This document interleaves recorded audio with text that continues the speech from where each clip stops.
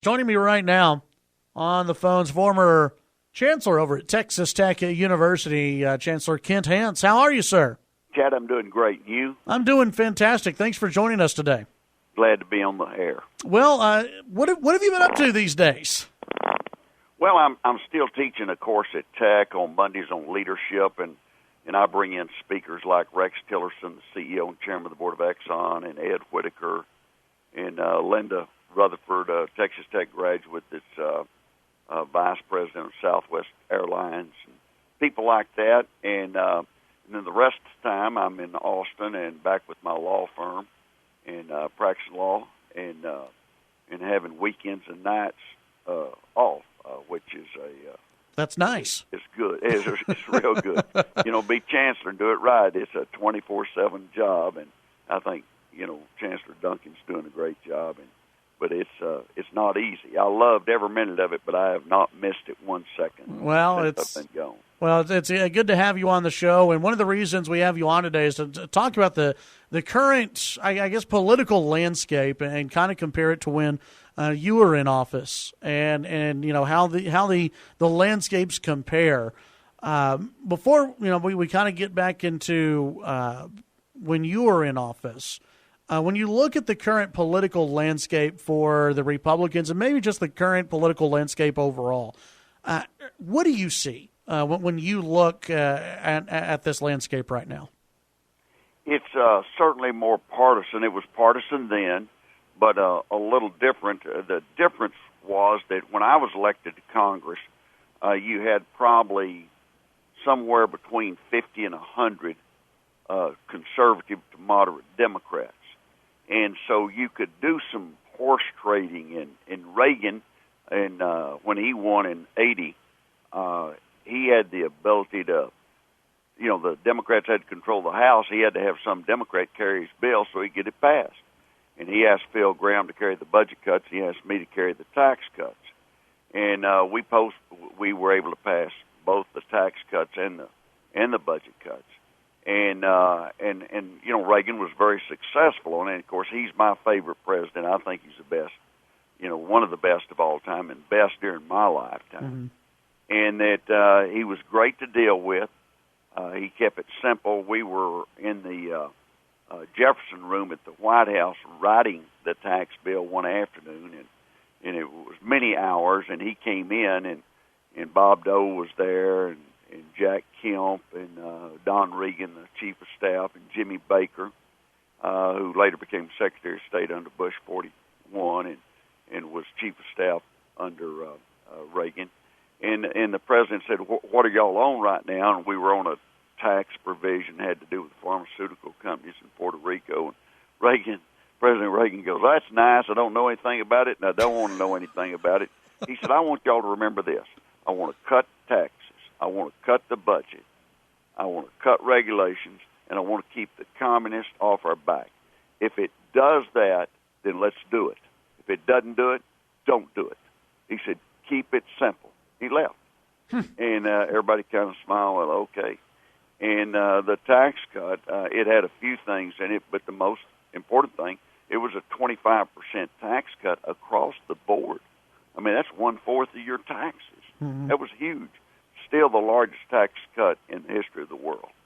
And but Reagan was good to deal with.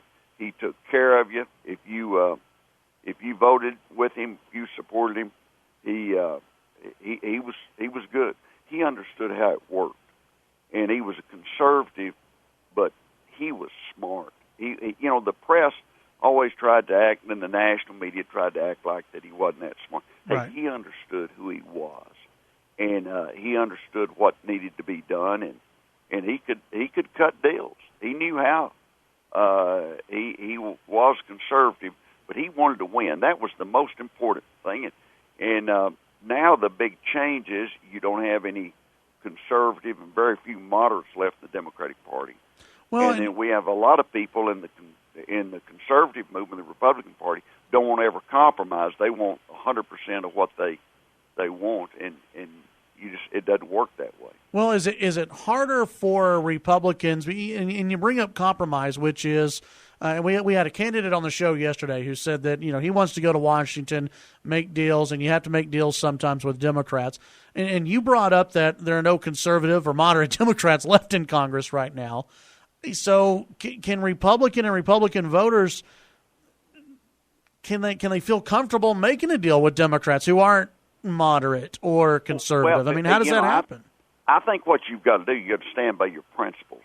And you want to make a deal just to make a deal. But let me give you an example of where Reagan was so good.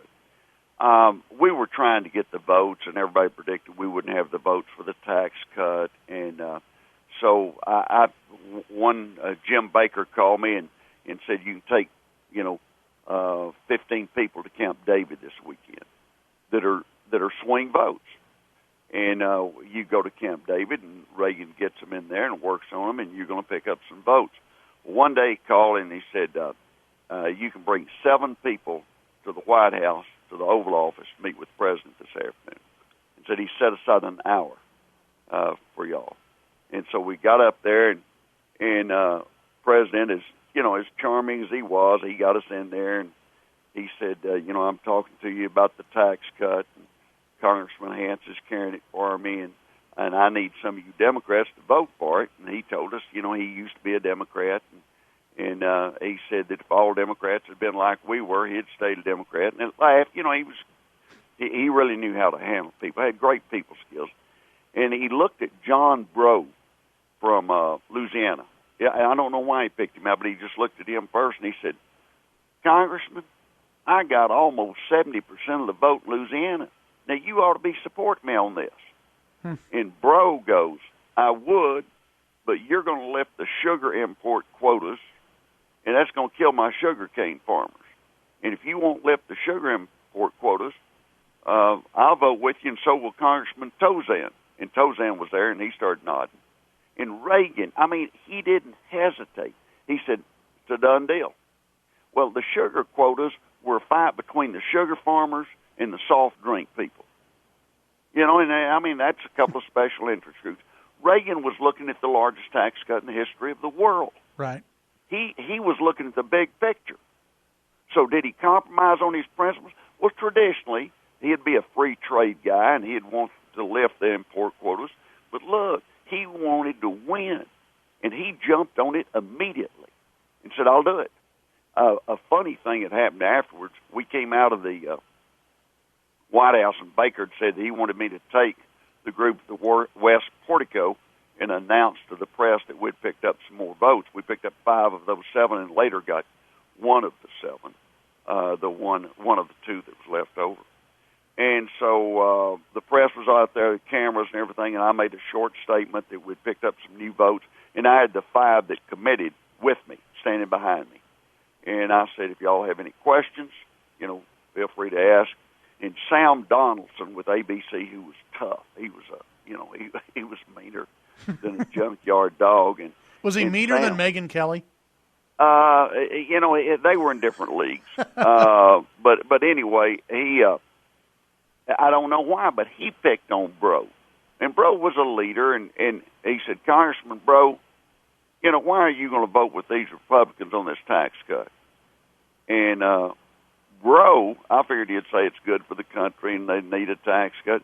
He said, well, the president just promised he wouldn't lift those sugar import quotas, and which helps save my farmers, and so Tozan and I are going to vote with you.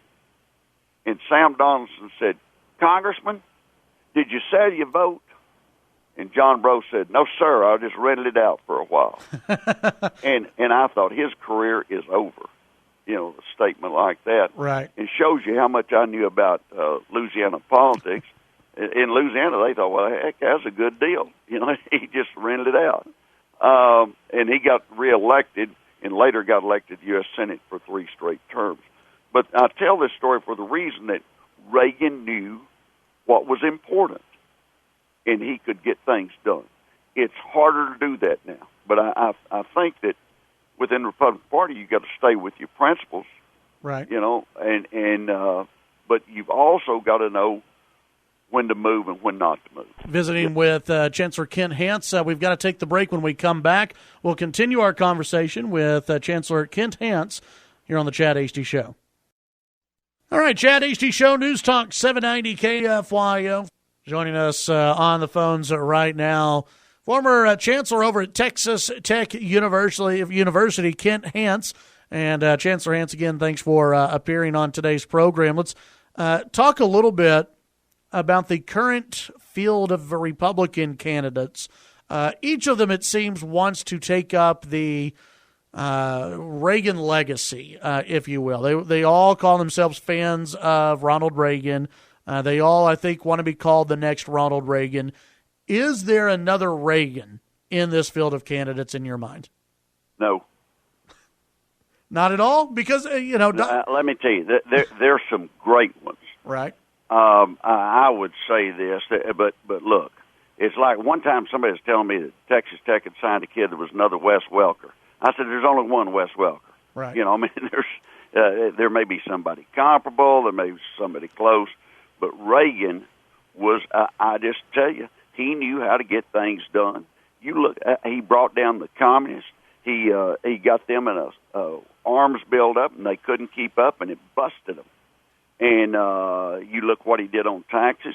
His probably failure that he would, and that he said near the end, that he did not use the veto enough on appropriations bills, and that was the only area that he felt like that he didn't go, as far as he needed to go or wanted to go.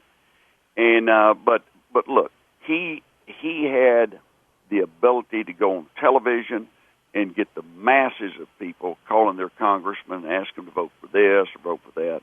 And he had a personal charm about him that I've not seen any other candidate or any other president since then have. He was just excellent in that regard. Now, our candidates, and as a Republican, I can tell you that no matter who you're for in a presidential race, our candidates, our worst one, in your opinion, is better than Hillary Clinton or Bernie Sanders. And the big story of this election year that no one has covered to speak of is that Bernie Sanders is a socialist, and he's running first or second in the Democratic primaries in every state. Could you have imagined that when you were in office? No, that somebody that got elected as a socialist would have a shot at getting the nomination. No. But here's the thing that amazes me, and this is a good example of how the national press is so far to the left. If one of the Republicans had been a member of the John Birch Society, do you think the national press would have ever mentioned that? Well, that's all they'd talk about when the person's name came up. But with Bernie Sanders, this guy's a socialist. Barry Goldwater one time said the socialist is nothing but a communist without guns. With the Republicans out there, and we'll get some more of your thoughts on the Democrats too. But with the Republicans, is there anyone at all? Because there are some pundits out there who will say that the groundswell around Donald Trump is Reagan-esque, that he is reaching across some of those party lines like Ronald Reagan did. Do you see any of Ronald Reagan or Ronald Reagan's tendencies in Trump or any of these other candidates at all? Maybe they're not the next Ronald Reagan, but do you see any of his qualities in any of these candidates? I think, Trump, I tell you what made Trump what he is today and certainly helped Cruz. People are frustrated. They're mad. And Trump is saying a lot of things they feel. And he's got tremendous support. He's a charismatic guy. And I think that he's certainly done well. And I thought last summer, that he'd be out of the race by Thanksgiving or Christmas. And I'd say right now he's the odds-on favorite to win the nomination. He's really played the media well, and that they've been very good to him. Do you think that's good for the Republican Party if he wins the nomination? Well, here's what will happen, and I went through this in 1990 when I was running for governor against Clayton Williams. And Clady, who's a good guy and my friend, he beat me soundly. He had ads that talked about busting rocks. He had 10 ads for every one I had, and in in politics, if your opponent's got 10 ads, you've got one, they're going to beat you. And that he in the press treated, he was new, he's a novelty, and he got great publicity. But the minute he got the nomination, they turned on him and went after him, and he helped them. He said some things that he shouldn't have said. But I think that what will happen with Trump, if he gets the nomination, the press will turn on him. They'll go investigate every business deal he's done, and it'll be tough for him. But I do think that he could win.